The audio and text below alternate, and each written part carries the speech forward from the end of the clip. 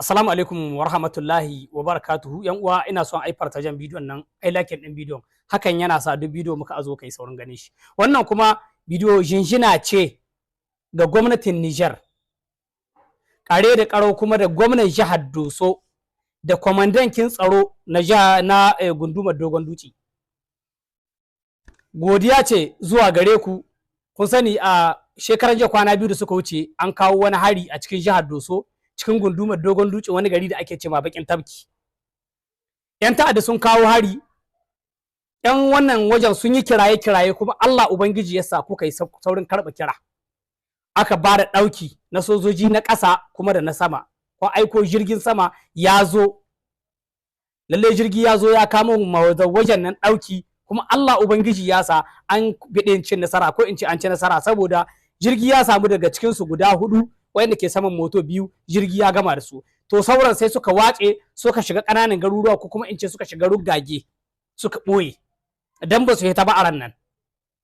Wannan wurin nan da nake so in yi wani jan hankali, ko in ba da wani labaru ga shugabannu waɗanda ke kawo ɗauki. Idan Allah ubangiji ya sa ana zanya haka, kowace jiha, kowane ƙauye aka ce an kawo hari, a ce jirgi yana rigan zuwa, jirgi shi zo kuma na ƙasa su ma zo su tare, to wannan insha Allah za a samu maslaha, za a kuma samu ci gaba a zancen tsaron nan 100%. Saboda wani waje sai a yi kira a ce jirgi bai zo ba, a yi kira a ce sojojin ƙasa ne suka zo, wani bi su ma dole ne kuma su yi haka nan, tun da nesa suke fara halbi saboda su samu samata, saboda ba san ko an musu kwanton ɓauna ba. Wannan kuma ya kamata a ce jirgi shi ke rigan zuwa, ko kuma su tare jirgi ya zaka. Idan jirgi na zuwa, insha Allah duk wani waje an dai jirgi na zuwa, to za ku ji tsoron zuwa kan hari wannan wajen. Sannan magana ta biyu, idan Allah ya sa jirgi ya kawo hari, jirgi yana sama, kowa ya san jirgi yana sama, yana kewayo ne wajen da aka kawo hari, to su na ƙasan nan su tabbatar da cewa sun yi leƙo a cikin ruggage suna bincike, in ma suna so su yi tare da waɗanda suka san wannan wajen, a yi bincike cikin ruggage. Akwai baƙi waɗanda da sun ka kawo harin nan, da suka ga jirgin nan, yadda motoci za su yi su sheƙa da ƙafafunsu su ɓuya cikin garuruwan da ke kusan wurin.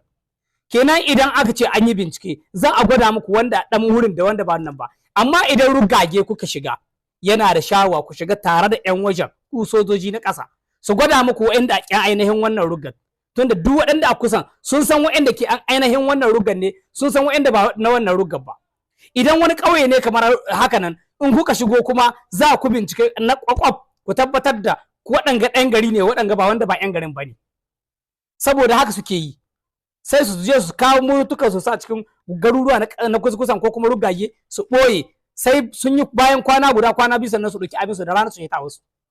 Kenan idan Allah ya sa aka hari jirgi ya saura sama, to ku na ƙasa ku tabbatar da kun yi bincike, ku bi kowa wallahi kun kai bincike, wallahi da yawan su za ku kama su. Duk inda suka kai harin nan, a na wajen bakin tabkin da suka kai harin nan, sun yi kusan kwana biyu ba su hitar cikin karkarar nan ba. Kusan kwana biyu suna cikin ƙananan garuruwan da ke, ko in ce ruggagen da ke kusan suna na cikin ruggage. Kenan ya kamata ku yi bincike na ƙwaƙwaf. Idan jirgi na sama, ku kuma ku tabbatar da kun shiga, tunda ba saura wanda ya samu tsire na shiga ruga da bindiga, saura yadda bindigogi kai ku so yadda motutuka shiga da ƙafafuwansu. Kenan ku ƙara yin bincike na ƙwaƙwaf, ku tabbatar da cewa kun tace, dan a shekaran jiya da Allah ya sa an yi hakan, da yanzu an samu babban nasara. Har yanzu dai muna iza godiyar mu gare ku, kuma Allah ubangiji ya sa ku ji wannan kiran. Assalamu alaikum.